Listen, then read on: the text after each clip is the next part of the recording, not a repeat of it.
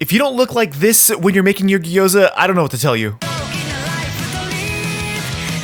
Dorohedoro is one of those anime that you only watch every now and then you're taken aback by the amount of violence that they have towards gyoza. To start things off, we're going to be making our gyoza. So in a clean bowl, Paul, dump in 240 grams worth of all-purpose flour, and then you're going to need about 4 ounces or 120 grams worth of hot water. Throw in a pinch of salt into that just to kind of get it melted. You don't really need too much salt for this. Build yourself a little well and dump your hot water directly into that well of flour. Once you have your hot water in there, start mixing this by hand so that way you kind of start bringing it together into little clumps. Eventually, you're going to have this really shaggy mass of dough, and you want to kind of just work this until the bowl starts coming clean. It's going to take about 5 to 10 minutes just to get to that point, and you can see how nice and clean my bowl is. Once your ball of dough is nice and tacky and not super sticky, you can place this on a cutting board to further work this out. Yes, this is a bit of an arm workout, so just prepare yourself if you're wanting to do this by hand. After about 10 additional minutes of kneading the dough, roll it into a nice little ball and then cut this guy in half, note to self, by a bench scraper. After you cut this in half, we're gonna do like you did in the old days and make yourself a Play-Doh snake. You want to make these somewhat even in size, about 1.5 inches in diameter. Do this with the second piece of dough as well. Wrap these in plastic, and we're going to let these hang out for about 30 minutes just so that gluten relaxes just a little bit. After those 30 minutes, go ahead and unwrap it and just kind of roll it out a little bit to see if it's kind of softened up. Then we're going to start cutting these into smaller 1-inch pieces. This is going to help us start to portion out our gyoza wrappers. You kind of want to roll this into a little bit of a ball and then just give it a little smush, just a little tap tap. Now you are going to need a lot of cornstarch for this.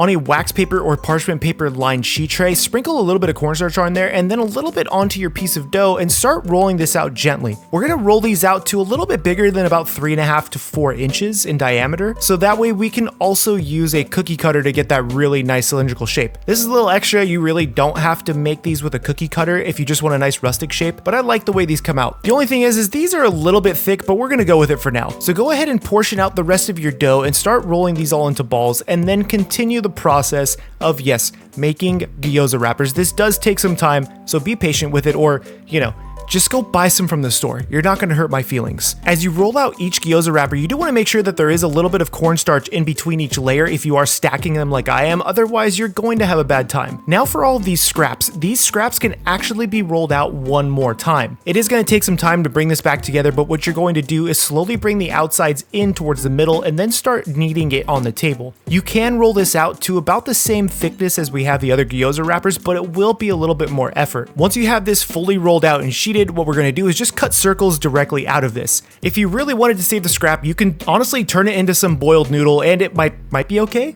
I can't make any promises. Now, these did come out a little thick, and so I went ahead and rolled them out just a little bit more to get that really nice thin gyoza wrapper. The only problem is that they also got a little bit bigger in diameter, but it's, we're going big. Ignore the gyozas on the table and pay attention to this pork. I'm using pork loins for our pork filling because I couldn't find ground pork, so we're gonna pull a Nikaido and just use a knife for this. I do have my blender out and my food processor, but I figured, I'm having a lot of fun, may as well just use my knife to chop this all up. If you are doing this by hand, you do want to chop this up until you get these really, really small pieces out of it, almost to the point where it starts to look like ground pork, except for this guy. We're not gonna talk about that. We're not gonna talk about him. Okay, I need you to pretend that I also added about 2 tablespoons worth of crushed garlic. Okay, we're good. Now we have to add in about 2 tablespoons worth of minced ginger. So once you get your ginger nice and peeled, just go ahead and start mincing this up on the cutting board with the same knife you had. You want to make sure that these pieces are relatively small because it is going to be in part of that filling. I'm pretty sure Nikaido added in some green onion, so we're going to add in about 1 stalk of green onion, and you want these sliced pretty thin because it is going to be in part of our filling, so you don't want them to stand out too much because they can get really overpowering. I'm using both the white and the green part of the onion because it's all good. It's super nice. Once you have everything nice and sliced, go ahead and dump that right on top of everything else that you have. Now, I'm pretty sure Best Girl Nikaido also used some parsley for this, and I do like pulling my parsley leaves off the stem just for something like this in particular because I'm not putting it in a food processor, so it won't break down as hard. Make sure your parsley is nice and dried after you've washed it because it's not going to be easy to cut otherwise. Get it out of your paper towel, and we're going to start chopping this stuff up. I like rolling it up and then slicing it first before I start chopping up all the parsley. It just makes it a little bit easier. You want to make sure that this parsley is really well chopped because, again, you don't want that in your teeth. Ain't nobody trying to have parsley in their teeth after dinner. Once you have it all chopped, dump it right on top of everything else. Now we have most of our mise en place done for our pork stuffing. We're just gonna add a couple more things. I'm gonna hit this with about 1/2 tablespoon worth of black pepper and then a couple pinches of salt. You can be pretty liberal with your salt. We're also gonna use about 1 tablespoon worth of soy sauce, followed by just about a capful worth of sake. If you don't want sake, you can leave it out. Now start bringing this together by hand, and you wanna make sure it's totally incorporated so that way you don't have any weird pockets of ginger or parsley or garlic, and everything is nice and happy in your little party of pork party.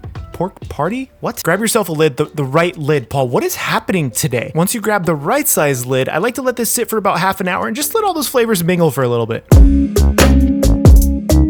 So now you're gonna need a little bit of water to start rolling all of your gyoza. This is super important. It's going to help seal all of these wrappers. Now, again, my gyoza wrappers are a little bit big, but that's okay because this is Dorohedoro. This is a big anime. Add about a tablespoon worth of filling into the middle of your gyoza wrapper and then add a little bit of water just to the rim of that wrapper. Bring the edges together and start to seal it, and you can see I do a really poor job on this first one, but it's like a pancake. The first one is just practice. We don't have to talk about the first one. We'll still eat it, but we're not gonna bring it up.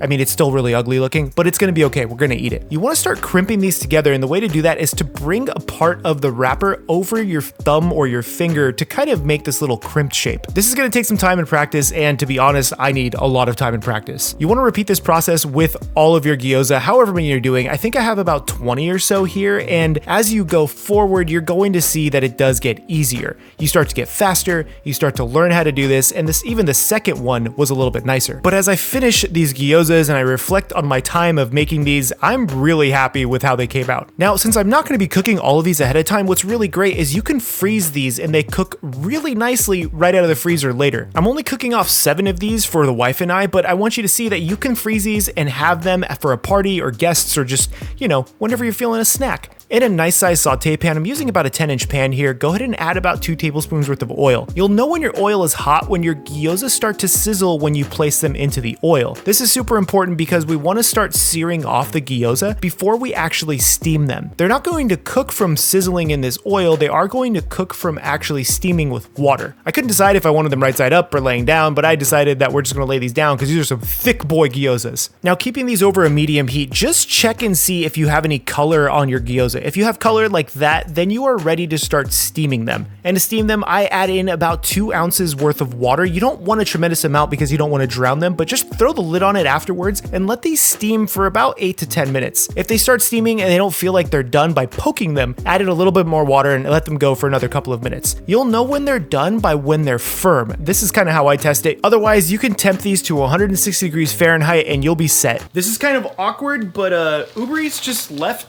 a bunch of food at my door that I didn't order. Okay, so the food belonged to a neighbor, which we got them their dinner. Now we can eat our dinner. So now that we can actually plate up our dinner, we're just gonna take all 7 of our gyoza, and I put a little bit of sauce in the middle. I'm just using a soy sauce that I threw a little bit of chili oil into, and we have our beautiful giant gyoza from Dorohedoro. There it is, guys, our gyoza from Dorohedoro, and I will say, these smell and look really good. I mean, they're not perfect, they are mine. You can make these with like just regular gyoza wrappers you can buy, but I mean, it's just so much more satisfying. Oh my God. Look at the filling. Look at that. It's like really fresh tasting. I can't even hold this. I think you have to eat it all in one bite. It's really fresh tasting from that parsley and the ginger and the onion. Could have used a touch more salt in the actual filling, but the sauce does make up for it. You have a nice little crispness from like frying them a little bit in the pan. Oh.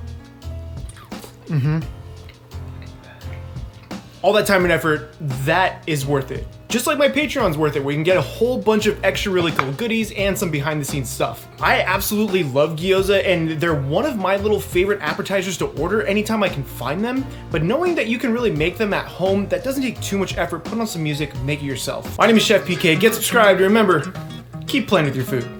I'm gonna go in on some gyozas.